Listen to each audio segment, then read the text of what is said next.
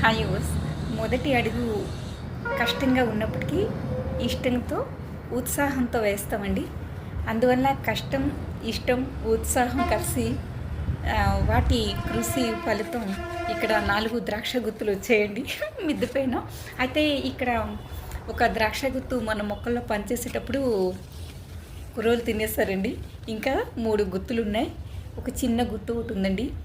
కానీ మిద్దె పైన ఇలా ఇక్కడున్న